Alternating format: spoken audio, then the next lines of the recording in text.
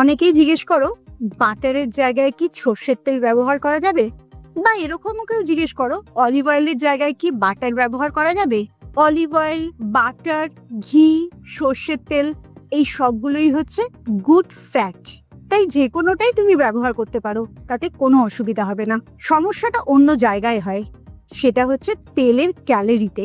প্রতি 1 গ্রাম কার্বোহাইড্রেট বা প্রোটিন থেকে তুমি 4 ক্যালোরি পাও, আর সেখানেই প্রতি 1 গ্রাম তেল থেকে মানে ফ্যাট থেকে তুমি 9 ক্যালোরি পাও। 4-এর জায়গায় 9 মানে ডাবলের থেকেও বেশি।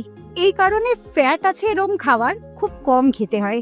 আবার উল্টো দিক থেকে গুড ফ্যাট তোমাকে খেতে হবে, কারণ গুড ফ্যাট না খেলে ব্যাড ফ্যাটটাও কমবে না। আর কিছু ভিটামিনস আছে যেগুলোর জন্যও তোমাকে গুড ফ্যাটটা খেতে হবে। তাই জন্যে যে কোনো ভালো ধরনের তেলই তুমি ব্যবহার করতে পারো, তবে পরিমাণে খুব কম, তাহলেই আর কোনো সমস্যা থাকবে না।